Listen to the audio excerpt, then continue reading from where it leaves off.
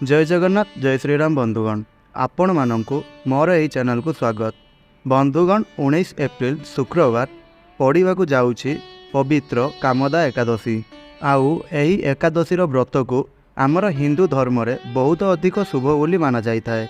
एही व्रत ना केवल आपणकर जीवन रे सुख शांति भौतिक सुख ऐश्वर्य धन संपद उत्तम जीवन साथी एवं कार्य क्षेत्र रे सफलता प्रदान करिथाए बरं आपणंकु मोक्ष भी प्रदान करिथाए।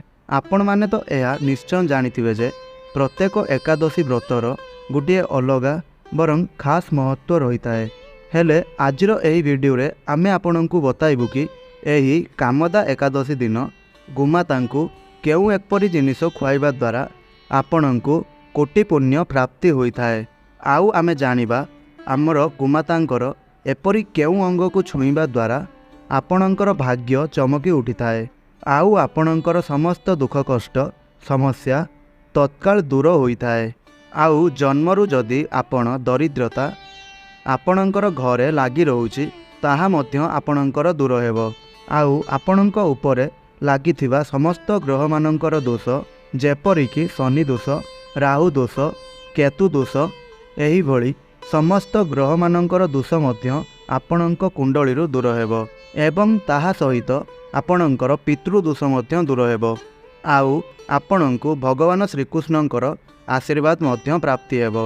आउ आपणंकर जहाँ भी किछि आर्थिक समस्या रहिछि ताहा मध्य आपणंकर दूर हेबो।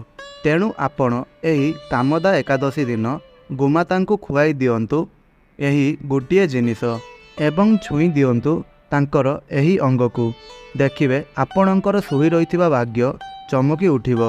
एहा कौनसी प्रकारर मनगढ़ा कथा नुहे बरं एहा आम हिंदू शास्त्र रे वर्णना होईछि। सेथिपई आपण माने एही भिडियोटी को थरुटिए शेष पर्यंत निश्चय देखंतु। आउ एही भिडियोटी को आपण गोटे लाइक निश्चय करंतु। आउ आमर तले आसुथुबा कमेंट बॉक्स रे जय श्री कृष्ण जय गोमाता निश्चय लिखंतु। एबे मु आपण मानंकु जणाइबी प्रथमे गाईर सेवा आपण माने किपरि करिबा उचित, कारण यह प्रथमे आपण माने जानिबा बहुत जरूरी। आउ केउ जिनिस आपण गोमातांकु खुआइबा द्वारा आपणंकु धन प्राप्ति होइथाए। बंधुगण भगवान श्रीकृष्ण कहउछन्ते, हे मित्र शास्त्र रे गाई को गोमाता बोली कहा जाए। आउ समस्त देवी देवता मध्य गोमातांकर पूजा करिथांती। आउ मध्य गोमातांक मध्यरे 33 कोटी देवी देवतांकर मध्य बास होइथाए। आउ गाईर 5टी द्रव्य गोबर मूत्र दुग्ध दही एवं घी यह अत्यंत पवित्र होइथाए एवं शुद्ध मध्य होइथाए। एही कारणरू एही 5टी द्रव्य आमर प्रत्येक पूजारे व्यवहार करा जाइथाए। आउ मध्य गोमातांकर गोबररू बेल वृक्षर उत्पन्न होइछि। आउ सेथिरे माता लक्ष्मी बास करिथांती। आउ केवल एही कारणरू एही बेल वृक्ष को श्री वृक्ष बोली मध्य कहा जाइथाए। बंधुगण संसारर प्रथमरू आउ आज पर्यंत प्रत्येक मांगलिक कार्य गोमातांकर क्षीरर व्यवहार करा जाइथाए एवं समस्त मांगलिक पदार्थ दहीरू उत्पन्न होइअछि। आउ घीयरू अमृत उत्पन्न होइअछि जहा देवतांकर तृप्तिर साधन होइथाए। आउ गाई एक पवित्र निर्मल शांत एवं अत्यंत निष्पाप जीव अटे। आउ गाईर दर्शन मात्रे ही मनुष्यर 1000 पाप नष्ट हो जाए। तेणु आपण माने समस्ते गोमातांकर पूजा निश्चय करिबा उचित एवं गोमातांकर सेवा निश्चय करिबा उचित। एहा द्वारा आपण मानंकर पाप मध्य कमी जाइथाए। आउ अनेक लोक कौन करिथांती ना जदि गोमाता तांकर घर सम्मुख को आसीथांती तेबे सेमाने गोमातांकु मारी सेमानंकर घर सम्मुखरू भगाई देइथांती।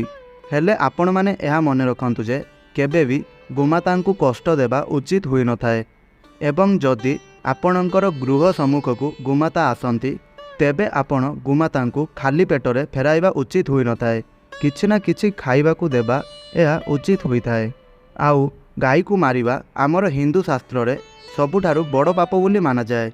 आउ जेउ मनुष्य गोमातांकर बिना स्वार्थरे सेवा करिथाए तो सही भली व्यक्ति तार जीवन में सुख समृद्धि एवं धन ऐश्वर्य भली दुर्लभ जिनिस ପ୍ରାପ୍ତ କରିଥାଏ। ଆଉ ଯେଉଁ ସ୍ତ୍ରୀ ତା'ର ରୋଷେଇ ଘରେ ବନେଇଥିବା ପ୍ରଥମ ରୁଟିକୁ ଆଣି ଗୋମାତାଙ୍କୁ ଖୁଆଇଥାଏ ତ ସେହିଭଳି ସ୍ତ୍ରୀ ଲୋକମାନେ ସଦାସର୍ବଦା ସୁହାଗିନୀ ରହିଥାନ୍ତି ଏବଂ ସୌଭାଗ୍ୟଶାଳୀ ମଧ୍ୟ ରହିଥାନ୍ତି। ଆଉ ଯେଉଁ ବ୍ୟକ୍ତି ଗୋମାତାଙ୍କ ଠାରୁ ପ୍ରାପ୍ତ ପଞ୍ଚଦ୍ରବ୍ୟକୁ ନିଜର ଘରେ ରଖିଥାଏ ସେହିଭଳି ଘରକୁ ଦୁଃଖ ଦରିଦ୍ରତା କଦାପି ଆସିନଥାଏ। ଆଉ ଯେଉଁ ବ୍ୟକ୍ତି ପ୍ରତ୍ୟେକ ଦିନ କିଛି ନା କିଛି ଗୋମାତାଙ୍କୁ ଖାଇବାକୁ ଦେଇଥାଏ ବା ଗୋମାତାଙ୍କର ସେବା କରିଥାଏ ତ ସେହିଭଳି ବ୍ୟକ୍ତି ଦୁନିଆର ସବୁଠାରୁ ଅଧିକ ପୁଣ୍ୟବାନ ବ୍ୟକ୍ତି ବନିଯାଇଥାନ୍ତି। ଆମର ହିନ୍ଦୁ ଶାସ୍ତ୍ରରେ ଗୋମାତାଙ୍କୁ ମାତା ଲକ୍ଷ୍ମୀଙ୍କର ରୂପ ମାନାଯାଇଥାଏ। ଏଥିପାଇଁ ଯଦି ଆପଣ ଗୋମାତାଙ୍କର ପୂଜା କରନ୍ତି ତେବେ ଆପଣଙ୍କର ଦରିଦ୍ରତା ଭଳି ସମସ୍ୟା ଦୂର ହୋଇଥାଏ। ଆଉ ଆମର ପ୍ରାଚୀନ କାଳରୁ ହିଁ ଗୋମାତାଙ୍କର ସେବା କରିବାର ପରମ୍ପରା ଆସିଅଛି। ତ ବନ୍ଧୁଗଣ, ଏବେ ଆପଣମାନେ ତ ନିଶ୍ଚୟ ଜାଣିସାରିଥିବେ କି ଗୋମାତାଙ୍କର ସେବା କରିବା ଦ୍ୱାରା ଆମକୁ କେଉଁ ପୁଣ୍ୟଫଳ ପ୍ରାପ୍ତ ହୋଇଥାଏ ଆଉ କ'ଣ ସବୁ ଫାଇଦା ପହଞ୍ଚିଥାଏ। ଆଉ ଗୋଟିଏ ମନୁଷ୍ୟ ଜୀବନରେ ଗୋମାତାଙ୍କର ସେବା କରିବା ବା ଗୋମାତାଙ୍କର ପୂଜା କରିବା କେତେ ଜରୁରୀ ଅଟେ ଏହା ମଧ୍ୟ ଆପଣମାନେ ଏହି ଭିଡ଼ିଓରେ ନିଶ୍ଚୟ ଜାଣିସାରିଥିବେ। ତେବେ ବର୍ତ୍ତମାନ ଆସନ୍ତୁ ଜାଣିବା ଏପରି କେଉଁ ଜିନିଷ ଗୋମାତାଙ୍କୁ ଖୁଆଇବା ଦ୍ୱାରା ଆମର କିଛି ଗ୍ରହ ଦୋଷ କଟିବା ସହିତ ବା ଆମର କୁଣ୍ଡଳୀରୁ ଗ୍ରହ ଦୋଷ ଖଣ୍ଡନ ହେବା ସହିତ ଆମ ଜୀବନରେ ଧନ ସମ୍ପତ୍ତି ସୁଖ ଏହିସବୁ ଭରପୁର ଆସିଥାଏ। ତ ବନ୍ଧୁଗଣ, ଯଦି ଆପଣଙ୍କ କୁଣ୍ଡଳୀରେ ପିତୃଦୋଷ ଲାଗିଥାଏ ତେବେ ଆପଣ ଅନ୍ୟ ଉପାୟ ଗୁଡ଼ିକ ସହିତ ଯଦି ଆପଣ ପ୍ରତ୍ୟେକ ଦିନ ଗୋମାତାଙ୍କୁ ରୁଟି ତାହା ସହିତ ଘାସ ଖୁଆନ୍ତି ଏହାଦ୍ୱାରା ଆପଣଙ୍କର ପିତୃଦୋଷ କଟିବା ସହିତ ଆପଣଙ୍କୁ ଅନେକ ପ୍ରକାରର ଲାଭ ମଧ୍ୟ ପ୍ରାପ୍ତି ହୋଇଥାଏ ଏବଂ ଆପଣଙ୍କୁ ପିତୃଦୋଷରୁ ମଧ୍ୟ ମୁକ୍ତି ମିଳିଯାଇଥାଏ। ଆଉ ଏହି ପ୍ରକାରରେ ଯଦି ଆପଣଙ୍କର କୁଣ୍ଡଳୀରେ ଶନିଙ୍କର 7.5 ବା 2.5 ଚାଲିଛି ତେବେ ଆପଣ ପ୍ରତ୍ୟେକ ଶନିବାର ଦିନ ଏବଂ ଅମାବାସ୍ୟାକୁ କଳା ରଙ୍ଗର ଗାଈକୁ ଘାସ ବା ରୁଟି ଖୁଆନ୍ତୁ ଏବଂ ଗାଈର ପୂଜା କରନ୍ତୁ। ଏହାଦ୍ୱାରା ଆପଣଙ୍କୁ ଶନି ଦୋଷରୁ ମୁକ୍ତି ମିଳିଥାଏ। ଆଉ ଆପଣ ଆପଣଙ୍କର କୁଣ୍ଡଳୀରେ ଶୁକ୍ର ଗ୍ରହଙ୍କର ସ୍ଥିତିକୁ ମଜବୁତ କରିବା ପାଇଁ ଜ୍ୟୋତିଷଙ୍କ ଅନୁସାରେ ସକାଳର ପ୍ରଥମ ରୁଟିକୁ ବା ଆପଣଙ୍କର ଘରେ ବନାଯାଇଥିବା ପ୍ରଥମ ରୁଟିକୁ ଧଳା ଗାଈକୁ ଖୁଆଇବା ଏହାକୁ ବହୁତ ଶୁଭ ମାନାଯାଇଥାଏ। ଏହାଦ୍ୱାରା ଆପଣଙ୍କର ଶୁକ୍ର ଗ୍ରହ ଅଧିକ ମଜବୁତ ହୋଇଥାନ୍ତି। ଆଉ ଯଦି ଆପଣଙ୍କର କୁଣ୍ଡଳୀରେ ବୁଧ ଗ୍ରହ ମଜବୁତ ଅଛନ୍ତି ବା ଆପଣଙ୍କୁ କୌଣସି କାରଣରୁ ବୁଧ ଦୋଷ ଲାଗିଛି ତେବେ ଆପଣ ପ୍ରତ୍ୟେକ ବୁଧବାର ଦିନ ଗାଈକୁ ସବୁଜ ଚାରା ଖୁଆଇବା ଆରମ୍ଭ କରିନିଅନ୍ତୁ। ଏହାଦ୍ୱାରା ଆପଣଙ୍କର ବୁଧ ଦୋଷ ଜନିତ ବା ବୁଧ ଗ୍ରହ ସହିତ ଜଡ଼ିତ ସମସ୍ତ ଦୋଷରୁ ଆପଣଙ୍କୁ ମୁକ୍ତି ମିଳିଥାଏ। ଆଉ ଯଦି ଆପଣଙ୍କର କୁଣ୍ଡଳୀରେ ମଙ୍ଗଳ ଦୋଷ ଲାଗିଅଛି ଯେଉଁ କାରଣରୁ ଆପଣଙ୍କର ଜୀବନରେ ବିଭିନ୍ନ ପ୍ରକାରର ସମସ୍ୟା ଲାଗି ରହୁଛି ତେବେ ଆପଣ ଲାଲ ରଙ୍ଗର ଗାଈର ସେବା କରନ୍ତୁ। ଆଉ ମଙ୍ଗଳବାର ଦିନ ଗାଈର ସେବା କରନ୍ତୁ ଏବଂ ଗାଈକୁ ଗୁଡ଼ ଏବଂ ଚଣା ଖୁଆଇ ନିଅନ୍ତୁ। ଏହାଦ୍ୱାରା ଆପଣଙ୍କର ମଙ୍ଗଳ ଗ୍ରହ ଜନିତ ସମସ୍ୟା ଦୂର ହୋଇଥାଏ। ଆଉ ଆପଣମାନେ ଏହି କଥା ଟିକେ ଧ୍ୟାନ ଦେଇ ଶୁଣନ୍ତୁ, ଯଦି କୌଣସି ବ୍ୟକ୍ତିମାନଙ୍କର ଘରେ ବିବାହ ଭଳି ମାଙ୍ଗଳିକ କାର୍ଯ୍ୟରେ ସମସ୍ୟା କିଛି ଆସୁଅଛି ତ ସେହିଭଳି ବ୍ୟକ୍ତିମାନଙ୍କର କୁଣ୍ଡଳୀରେ ବୃହସ୍ପତି ଗ୍ରହଙ୍କର ସ୍ଥିତିକୁ ମଜବୁତ କରିବା ପାଇଁ ସେହି ବ୍ୟକ୍ତି ରୁଟି ଉପରେ ଗୁଡ଼ ଏବଂ ଚଣା ରଖି ଗୋମାତାଙ୍କୁ ଖୁଆଇ ଦିଅନ୍ତୁ। ଏହାଦ୍ୱାରା ଆପଣଙ୍କୁ ଅନେକ ଶୁଭ ପରିଣାମ ପ୍ରାପ୍ତ ହୋଇଥାଏ। ଆଉ ବନ୍ଧୁଗଣ, ଯଦି ଆପଣଙ୍କର ଘରର ଦ୍ୱାରକୁ ଗୋମାତା ଆସିଥାନ୍ତି ତେବେ ଆପଣ ସେହି ଗୋମାତାଙ୍କୁ ରୁଟି ଖାଇବାକୁ ଦିଅନ୍ତୁ। ଏହାଦ୍ୱାରା ଆପଣଙ୍କୁ ସୌଭାଗ୍ୟ ପ୍ରାପ୍ତି ହୋଇଥାଏ। ଆଉ ଯଦି ଆପଣ ଗାଈକୁ ଘୋଡ଼ାଇ ଦେଇଥାନ୍ତି ଏହି କାରଣରୁ ଆପଣଙ୍କ ଘରେ ମଧ୍ୟ ମାତା ଲକ୍ଷ୍ମୀ ବାସ କରିନଥାନ୍ତି। ଆଉ ବନ୍ଧୁଗଣ, ଯଦି ଆପଣଙ୍କର କୁଣ୍ଡଳୀରେ ଚନ୍ଦ୍ର ଦୋଷ ଲାଗିଅଛି ତେବେ ଆପଣ ସେହି କାରଣରୁ ଅନେକ ସମସ୍ୟାରେ ସମ୍ମୁଖୀନ ହେଉଛନ୍ତି ତେବେ ଆପଣ କ'ଣ କରିବେ ନା ଗୋଟିଏ ରୁଟି ଉପରେ କିଛି ଲହୁଣୀ ଲଗାଇ ଆଉ ଘିଅ କିମ୍ବା ଲୁଣ ଲଗାଇ କରି ସେହି ଲହୁଣୀ ମିଶ୍ରିତ ରୁଟିଟିକୁ ଗୋମାତାଙ୍କୁ ଆପଣ ଖୁଆଇ ନିଅନ୍ତୁ। ଆଉ ଯଦି ଶନି ଦୋଷ ଲାଗିଅଛି ତେବେ ଅଟାରେ କିଛି କଳା ରାଶି ମିଶାଇ ସେହି ଅଟାରେ ରୁଟି ବନାଇ କରି ଆପଣ ଗୋମାତାଙ୍କୁ ଖୁଆଇ ଦିଅନ୍ତୁ। ଏହାଦ୍ୱାରା ଆପଣଙ୍କୁ ଶନି ଦୋଷରୁ ମୁକ୍ତି ମିଳିଥାଏ। ଆଉ ମଙ୍ଗଳ ଦୋଷକୁ ଦୂର କରିବା ପାଇଁ ରୁଟି ଉପରେ ହଳଦୀ ଲଗାଇ କରି ଗୋମାତାଙ୍କୁ ଖୁଆଇ ଦେବା ଉଚିତ। ଆଉ ଯଦି ଆପଣଙ୍କର ଘରେ ଧନଜନିତ କିଛି ସମସ୍ୟା ରହିଅଛି ତେବେ ଆପଣ ଗୁରୁବାର ଦିନ ଗୋମାତାଙ୍କୁ କଦଳୀ ଖୁଆଇ ଦିଅନ୍ତୁ। ଏହାଦ୍ୱାରା ଆପଣଙ୍କର ଧନଜନିତ ସମସ୍ୟା ଦୂର ହୋଇଥାଏ। आउ आपणकर दरिद्रता नष्ट होता है। आउ वर्तमान जानतु गोमातांकर केउं अंग को स्पर्श करने द्वारा आपण को कोटि जन्मर पुण्य प्राप्ति होता है। तो बंधुगण आपण घर आग को बा आपणकर घर सामना को जदि केबे भी गोमाता आसती तेबे आपण से गोमातांकर पिठिरे होइतिबा कुबड़े थरुटिए भी हेउ आपण स्पर्श करंतु।